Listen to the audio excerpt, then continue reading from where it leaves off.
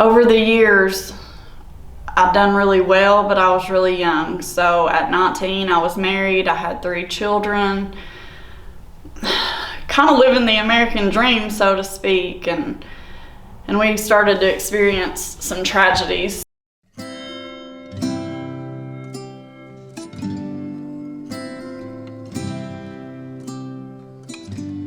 So I'm Samantha Brantley. I've been in recovery for a little over 5 years now. I was born and raised in Sharps Chapel. And so I've been a citizen in Union County all my life. And growing up was a struggle for a long time. My mom was an alcoholic, and she bounced me around a lot. She had demons of her own she was battling, and so now I know I was probably starved for attention when I was younger. So I had my first daughter when I was 12, and I moved in with my dad and his family then, and had an on-off relationship with my mom, which was hard. My dad's family's great, but they'd never been addicts. They didn't really understand addiction, and so as a kid it was hard with the back and forth. I had a really good life with them over there, and it was very stable, so I was grateful for that. And so, over the years, I'd done really well, but I was really young. So at 19, I was married. I had 3 children. Kind of living the American dream, so to speak, and we started to experience some tragedies. So we had a house fire that took everything from us. We had the clothes on our backs and 2 vehicles, and that was it. And so during that time, we of course had to stay with my in-laws at the time, and we were in the process of building a new house. And in that process, somewhere along the lines, we discovered pain pills, and that gave us some energy. We were trying to throw this house up as quick as possible, and we'd done a lot of work ourselves, and so we done that, and it just spiraled, one thing after another. Our kids were involved in a 4-wheeler accident, and they had to be flown by Lifestar, and it was just this spiraling of events. And so I found myself really deep in addiction, been through divorce, lost custody of my kids, headed to prison. And the first prison trip, my mindset was like, this is just going to be my life, and I'm going to die in and out of jails and prisons and in addiction. And so the first time wasn't really a wake-up call. I came out, and I'd done the same things over and over again. That's all I knew at that point. And so I'd cut ties with my family and didn't really have any true friends, and just didn't know what to do other than bounce around on the street doing what addicts do. And then I caught a felony charge, which, I went to prison the first time, come out, was on probation for that felony charge, and I got sent back because I was doing the same old things that I'd been doing the whole time. So right before I went back the second time, my mom had passed away. So she had gotten sober, so she'd been sober for 3 years. But I was way gone in addiction by that point. So I never really had a great relationship with her. We had a relationship, but it wasn't great. Either she was in addiction or I was in addiction, and so that was really hard. And when I come home and she wasn't home, it hit me. So when I went back to prison, the only explanation I have is God saw fit to touch my life, and something changed in my mindset, and something changed in my heart. And during that prison stay, I was there for a little over 7 months.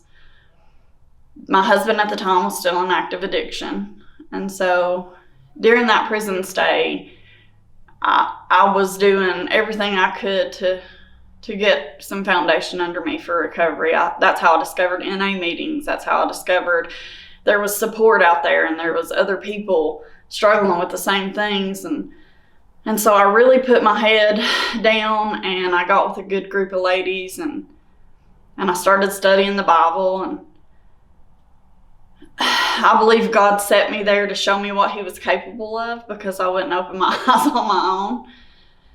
And so during that stay, my oldest daughter had my first granddaughter stillborn. And I couldn't be there for that because I had screwed up my life so bad. So I couldn't be there for her. I couldn't be there for my baby. And then my husband got endocarditis, all within this 7 months. And I'm in this prison, and I can't do anything except call home and hope nobody else is passed away or nothing else has happened. And so he went through open heart surgery and spent months and months in the hospital. And he started to do better, and they let him come home. So over the course of me being in prison and these traumatic things happening, and God was working on me because I was already studying the Bible, I realized that no matter what happened in my life or where I was, he was with me, and I could overcome anything if I just kept going like I was going. And so I come home, and I've been clean ever since. It's not been an easy road, but it's been a gratifying road. So I come home and started working really hard and doing all the things, and I got my license back, and I got my own place, and life was really good, and I built the relationship back with my kids, and I knew my husband was sick, like he was battling his own demons, but he had managed to stay clean and sober, and we had built, life back the best we could. And he relapsed on alcohol, and I knew it was going to kill him. His heart was already bad. Like, he couldn't go back down that road and survive it.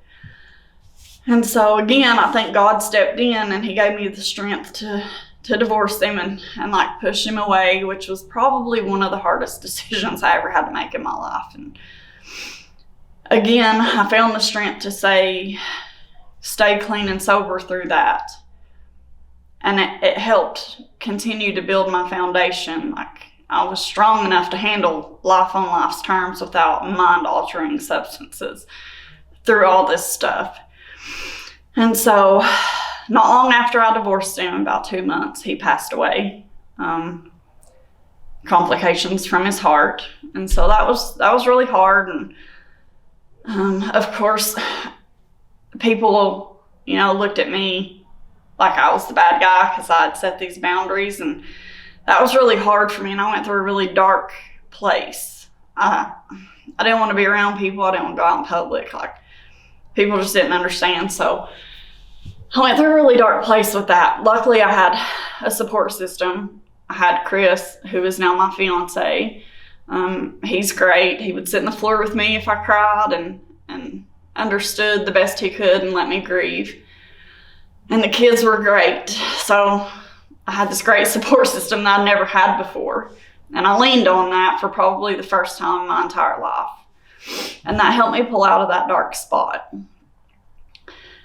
And so now I'm working, for the last 2 years, I've been working here in the county. I've started the Shiloh Recovery Meeting. We meet here at the Journey Church every Thursday. And the goal of that is just to show people that it's possible, to share my story, to provide resources, or even just my phone number if somebody needs to talk. And then I wanted to start giving back to the community in any way I could. So the I Care Coalition, I joined their board, and I started, trying to make community connections. And I always wanted to give back no matter what, but here it's special to me. This is my home.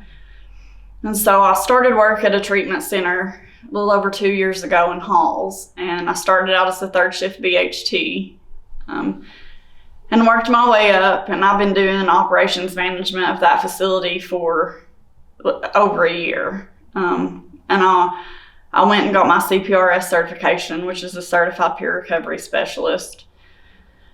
And I've just been working really hard on myself, and I feel like if I lead by example and show people, like, I went through this, and yes, addiction was really ugly, and there's not a lot of resources here and not a lot of things to lean on, it's still possible. And so over the course of the last 2 years, I've come out of grief a little bit. I've come to learn who I am and stand on my own 2 feet. And I've been able to get my felony expunged, and I've been able to work with people in the county. So the next few years I'm looking really forward to. It's been really ugly and then really hopeful. So I just want people to know that it's possible to come out of that. So moving forward, I will be the program coordinator for the I Care Coalition here in Union County. And I'll also be the recovery court program coordinator for the misdemeanor recovery court we have up and coming. So that's really cool. So and all my background and all this tragedy has come full circle to where I'm here. God's put me here. He sat me still in that prison. He put me through all those things, or allowed all those things to happen, to show me how strong I could be with him. And so now I feel like it's full circle, and it's beautiful. And it took a lot of hard work. It took a lot of tears. It took a lot of thinking, I'll never overcome this past, to being able to share my story and touch somebody and share with them that even if we're from this little town, a speck on the map, we can still recover and give back, and we can still be productive members of society. And my hope is just to continue to share that with people. I think life's tragedies are ugly without addiction. And so just showing hope any way possible is important to me. Starting to break stigma here is very important to me. I don't think that it's really anybody's fault. It's just, in my opinion, a lot of people here are not educated on addiction. They don't really understand it, and they're scared of it. They've lost loved ones, they've lost friends, and they don't really understand why. So my goal is to maybe shed some light on that and help people understand more, be able to support their people that are struggling in addiction a little better, and just bring hope back to this community. I love this beautiful place so much.